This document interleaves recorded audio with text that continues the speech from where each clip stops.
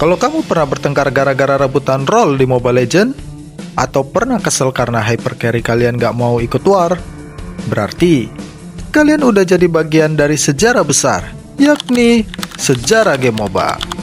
Tapi, pernah gak sih kalian kepikiran, gimana sih awal mula genre ini muncul? Siapa pertama kali kepikiran buat genre game kayak gini? Dan kenapa bisa sampai genre ini paling populer di dunia e-sport sekarang?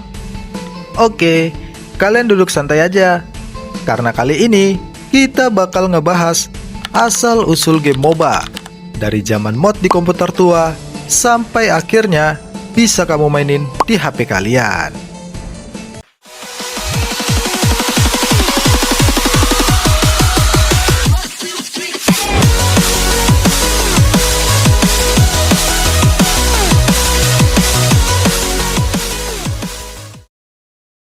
Halo guys, selamat datang di channel Bang Shit. Sebelum lanjut ke pembahasan videonya, kalian klik tombol like dan subscribe-nya.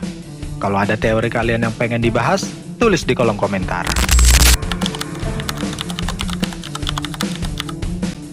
Sebelum adanya MOBA, dunia game dikuasai sama genre real-time strategy, atau kita singkat dengan RTS. Tapi bang, apa sih arti RTS itu?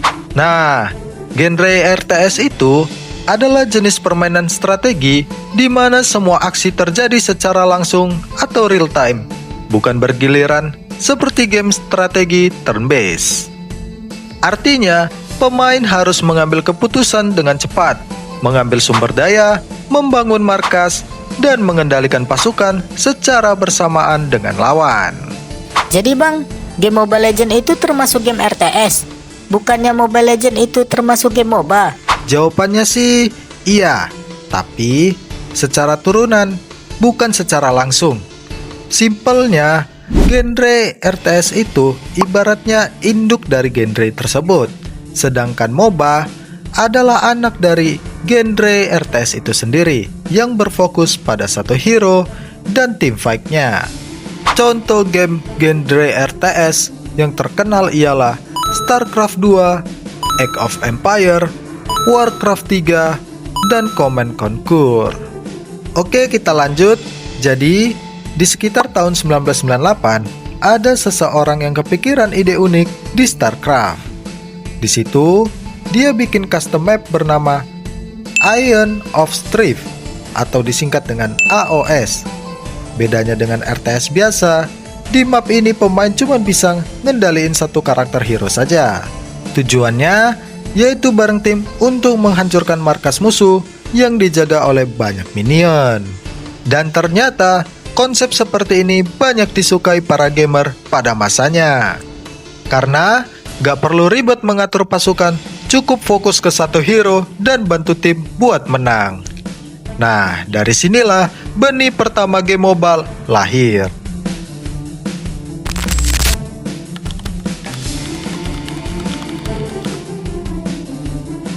Beberapa tahun kemudian, muncul game baru dari Blizzard, yaitu Warcraft 3 Wrath of Chaos, yang dirilis pada tahun 2002. Di game ini punya fitur keren, contohnya bisa bikin custom map sendiri.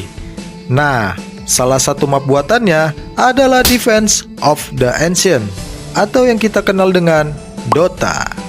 Map ini pertama kali dibuat oleh seseorang yang bernama Eul, lalu dikembangkan lagi oleh Steve Guinsovic, dan akhirnya disempurnakan oleh IceFrog. Mereka itu bukan developer besar, tapi mereka cuma modder dari komunitas. Dan hasil karyanya sangat luar biasa. Konsepnya cukup sederhana, yakni 5 lawan 5, tiap pemain punya satu hero unik, dan setiap hero punya skill dan role masing-masing. Tujuan utama map ini dibuat yaitu untuk menghancurkan Ancient milik tim lawan. Dari situ, Dota langsung menjadi populer, terutama di warnet-warnet Asia. Banyak orang rela mengantri cuma buat main game Dota bareng teman-teman mereka.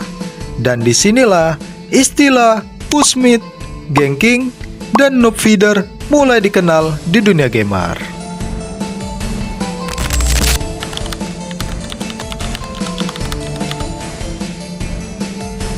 Kesuksesan Dota bikin banyak developer ngelirik genre ini. Sampai akhirnya di tahun 2009, mantan pengembang Dota yakni Guinsoo bareng Riot Games bikin game MOBA pertama yang berdiri sendiri yakni League of Legends.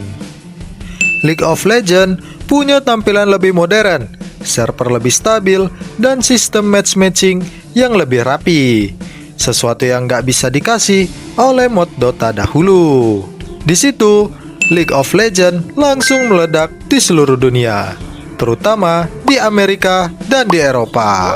Gak mau ketinggalan, Valve selaku developer akhirnya kerjasama dengan IceFrog untuk ngebikin game Dota 2 yang rilis resmi pada tahun 2013.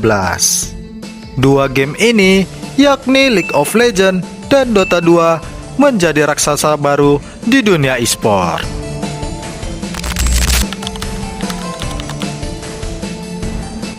Dari awalnya cuma mod biasa bikinan fans, kini MOBA berubah menjadi genre kompetitif terbesar di dunia. Event seperti The International dan World Championship disiarkan kejutan penonton di seluruh dunia. Game ini bukan cuma soal adu mekanik, tapi juga soal strategi, kerjasama tim, dan decision matching tingkat tinggi. Dan di setiap timnya punya beberapa peran. Ada yang menjadi carry, support, tank, bahkan jungler. Dan semuanya harus sinkron biar bisa menang. Dan yang paling menarik adalah komunitasnya juga ikut berkembang pesat. Ada yang menjadi caster, ada juga yang bikin konten soal teori, dan ada juga yang bikin meme tiap kali tim favoritnya kalah di grand final. Kini, MOBA bukan sekedar game, tapi udah jadi budaya tersendiri.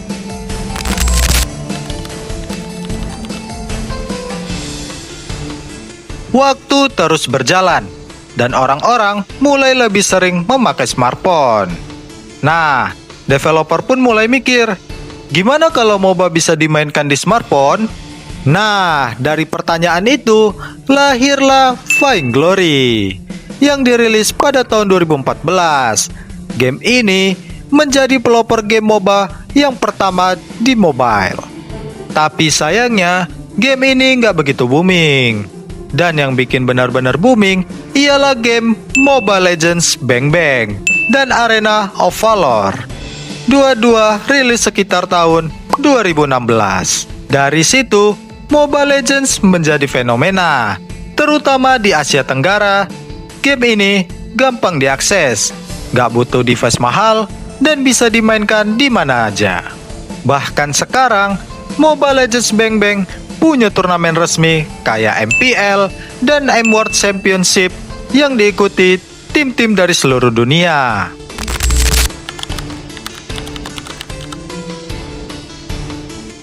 Beberapa dari kalian pasti ada yang bertanya-tanya, kenapa MOBA begitu populer? Ada beberapa alasan kenapa MOBA bisa tahan lama dan tetap ramai. Yang pertama, gameplaynya dinamis, yakni sistem permainan yang terus berubah dan menyesuaikan dengan aksi pemain. Artinya, setiap keputusan atau gerakan bisa memengaruhi jalannya permainan, membuat pengalaman bermain jadi lebih hidup, tidak monoton, dan terasa berbeda di setiap permainannya. Yang kedua, kerjasama tim. Di game MOBA itu, intinya main bareng, bukan main sendiri. Tiap orang punya perannya masing-masing. Kalau semuanya kompak dan saling backup, baru deh tim lo bisa menang. Tapi kalau ego lo tinggi, ya siap-siap aja, rank lo bakal turun. Ketiga, kompetisi tinggi. Selalu ada ruang buat berkembang. Makin sering main, maka makin cepat kalian menguasai permainan. Dan yang keempat, komunitasnya besar. Dari meme sampai tim e-sport, MOBA punya dunia sosialnya sendiri. Singkatnya, MOBA itu kombinasi antara strategi, refleks cepat, dan teamwork solid. Tiga hal inilah yang bikin pemainnya betah banget buat main. Jadi, kalau kamu lagi push rank, terus kesel ngeliat teman kalian pada AFK, ingat ya, genre yang kamu mainkan sekarang tuh lahir dari kerja keras dari para modder di tahun 90-an. Dari Ion of Strip, lahirlah Dota. Dari Dota, muncul League of Legends dan Dota 2. Dan dari sanalah muncul game Mobile Legends yang menjadi teman setia di setiap saat. Genre MOBA udah jadi bagian dari sejarah besar di dunia gaming. Dan itulah penjelasan singkat dari asal-usul genre MOBA. Kalau kalian suka dengan video ini, jangan lupa like dan subscribe channel ini biar kalian gak ketinggalan teori dan sejarah unik di dunia game lainnya.